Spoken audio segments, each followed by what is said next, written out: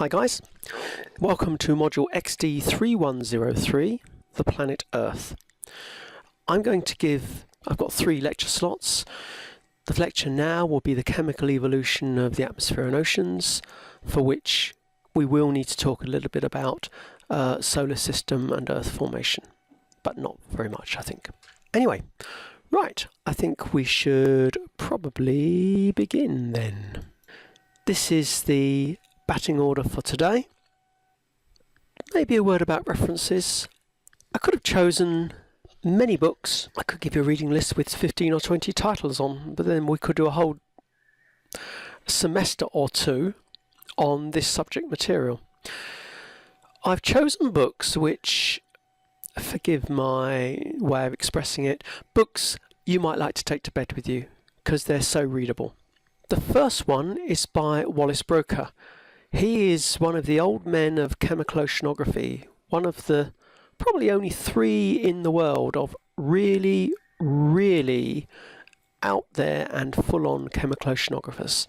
He's called the father of chemical oceanography, is how people call him. He's a very pleasant 75-year-old gentleman, very gentlemanly.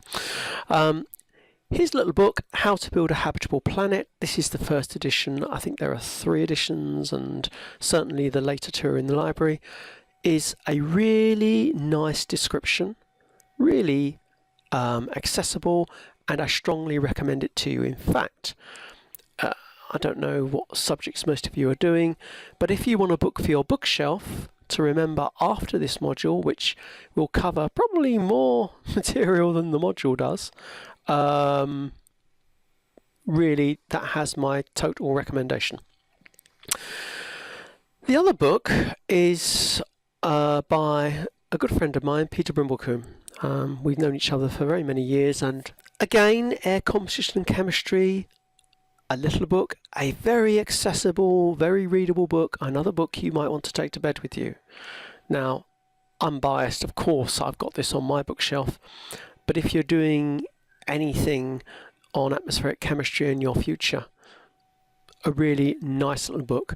I think Peter's on the 2nd or 3rd edition now, but anyway, totally recommended. Okay, let us move on. I'm hoping that you know about this already. I can't imagine that Abel won't have spoken about it. Broadly, there was an event 15 billion years ago about, and by the way, when I use BYBP, that's billion years before present. MYBP is million years before present.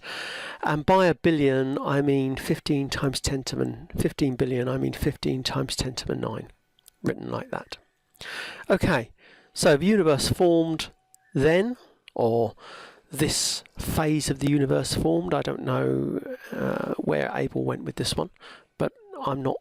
Yes, I'm very interested, but I'm not interested in terms of this lecture and this module. Our solar system formed between 4.5 and 5 billion years before present, and within our solar system, effectively, the star and the planets were all accreting at the same time. The theory that I will use to describe the solar system formation is the Laplacian theory, and again, I can't believe that you haven't heard this already. I'm not going to spend a lot of time on this because I am really hoping you've done this already. So, 2 types of planet in our solar system, the so-called gaseous planets and the terrestrial planets. You can distinguish them by the density, and that's part of the evidence for Laplacian theory, which we'll look at in a moment in summary. Right. So what do I mean by Laplacian theory? Well, this is a little sketch diagram I pillaged and plagiarized from Wallace Broecker's little book. Effectively, you have a point in space-time where material begins to accrete. I'm not interested in, well, yeah, I am, but for this lecture, I'm not interested in the theories of how that happens. And this point of accretion will ultimately become a star, or in this case, our sun, our star. Kinetics of matter, things hitting this accreting center, means that this center begins to spin, and for convenience I'll put the axes up here, begins to spin on its axes, and that means that the lighter material in accreting cloud tends to spin outwards in a disk, and the heavier material also moves outwards, but basically more slowly. And we're thinking about the accretion of the central star, but actually whilst this is happening, again for reasons I won't worry about, there are points in this disk which also are accreting. So this is happening, the sun's not a light, it's just, and the planets, they're just accreting. As the centres of mass grow, their gravity increases, so they're able to grab more stuff in. What stuff am I referring to? I'm referring to nebular material, mostly hydrogen, very little helium.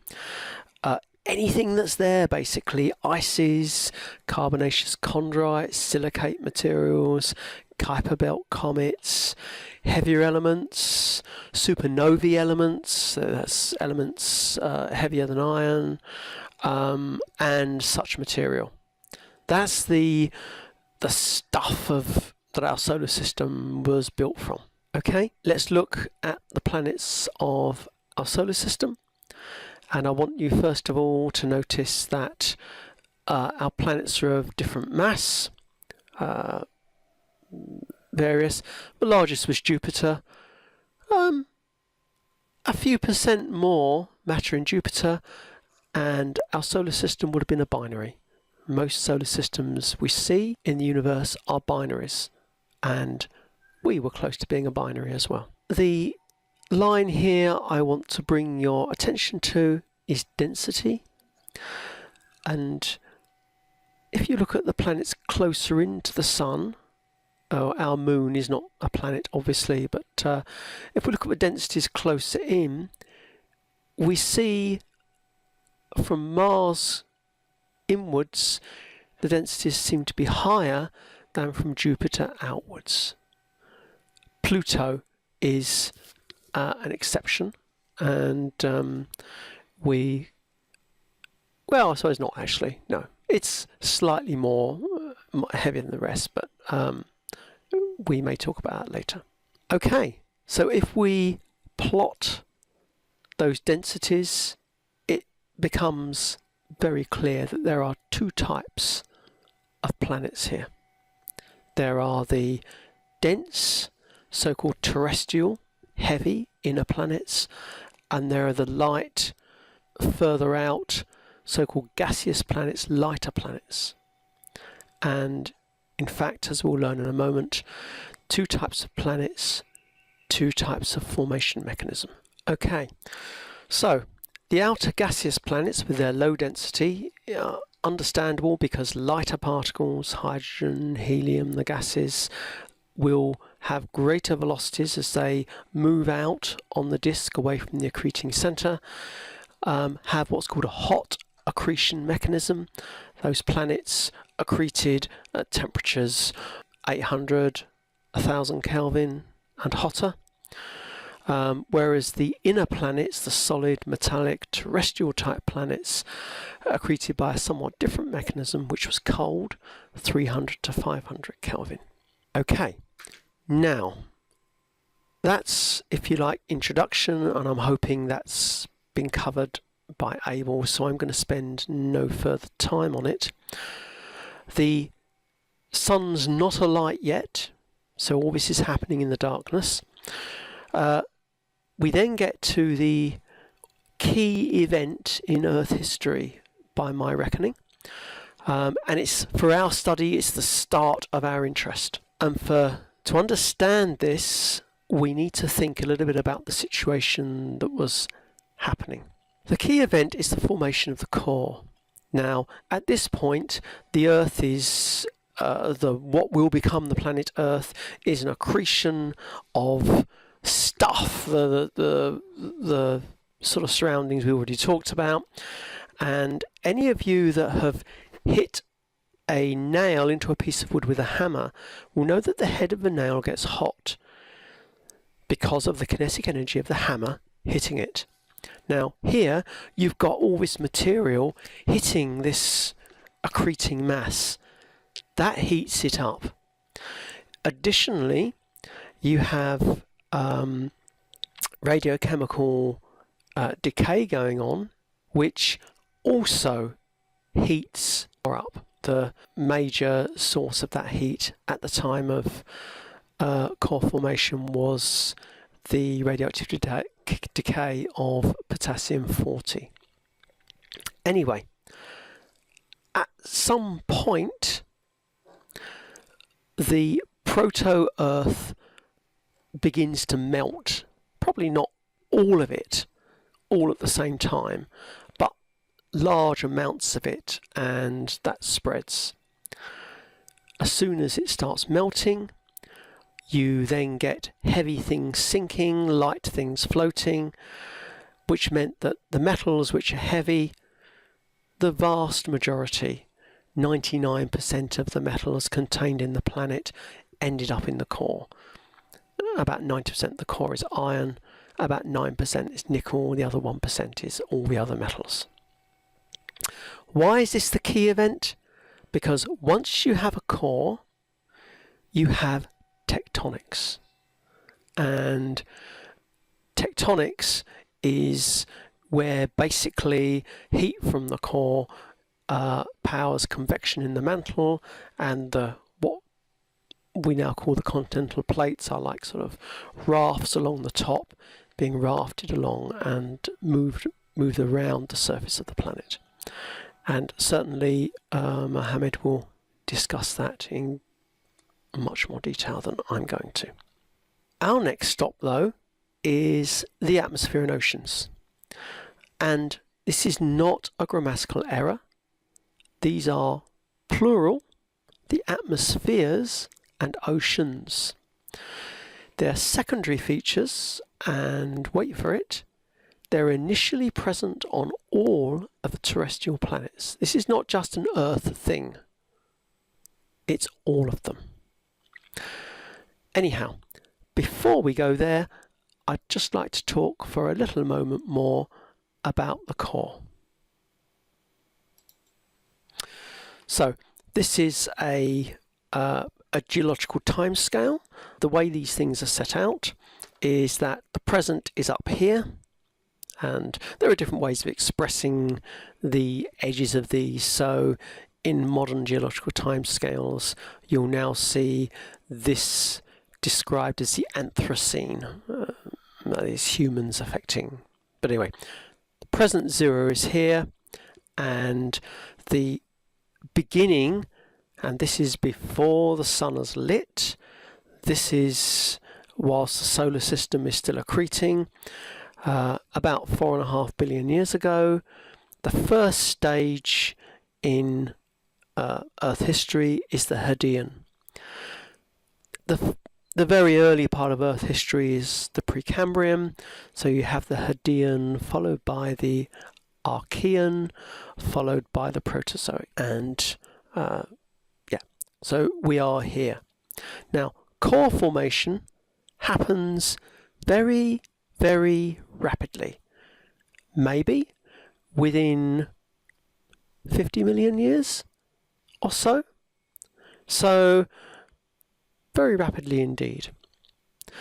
But as I said, I'd like to talk a little bit about the core while it's in my mind.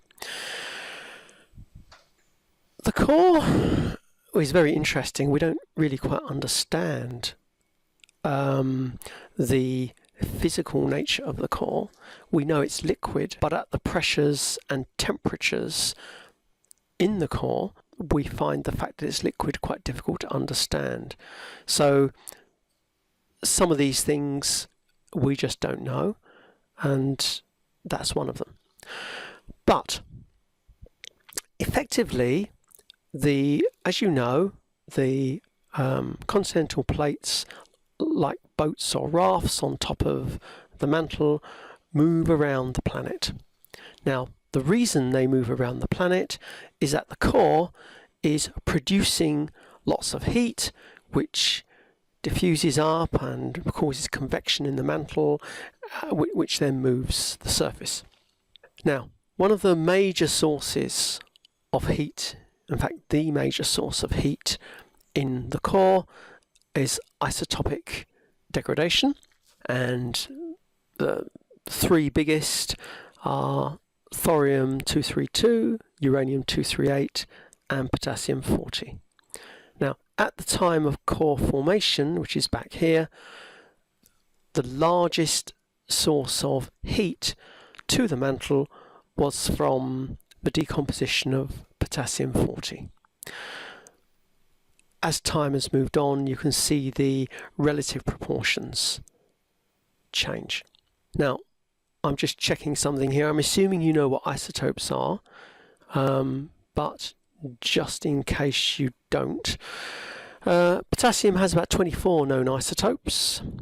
And let's think about what an isotope is. Now, the number of protons in the nucleus of an atom determine the element. So anything with 19 protons is potassium, full stop. But the number of neutrons in the atom is variable. Now, I won't spend time talking about nuclear fusion and nuclear fission, which we understand in these types of terms. I'll just think about those isotopes which are not radioactive. That is, they are stable isotopes. Now, the combination of 19 protons and 20 neutrons, potassium-39, is a stable isotope, and about 93% of the potassium atoms that you find in the environment are the 39 variety. The other stable isotope has 19 protons and 22 neutrons, and about just under 7% of the atoms you find in the environment of potassium are of the 41 variety. Now, I'm going to include 40 in here, principally because it's really important there. So 19 protons and 21 neutrons. And the reason I'm going to include it is twofold. The first is it's not stable, but it's fairly stable. 1.2 billion years. That's a quarter of entire Earth history, a bit more than that. That's pretty stable. But the other reason, apart from the fact it's the major component, is it's a very unusual isotope. Most radioisotopes will decay by one method, very occasionally two. Potassium-40 decays by 3 different methods, which is just interesting. So, when you think about molecular mass, you know electrons are very, very tiny. So they have a very, about 2,000th of a mass of one of these nucleons. You might say, okay, for potassium-39, the relative molecular mass is the molecular mass is 39, and you're almost correct. But what's usually on the periodic tables is the relative atomic mass. So it's the weight averaged, abundance averaged mass of all of the stable nucleoisotopes. And you'll find on periodic table it's usually expressed as 39.09-ish. However, you now go and calculate the relative atomic mass from these 3 isotopes. You won't come up with that number. Think about why.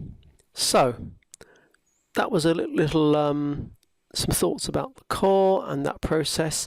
Now we'll think about the atmosphere and oceans, as I said, both plural. Okay, This brings us to a convenient natural break, and I think we'll end the first part of this e-lecture now.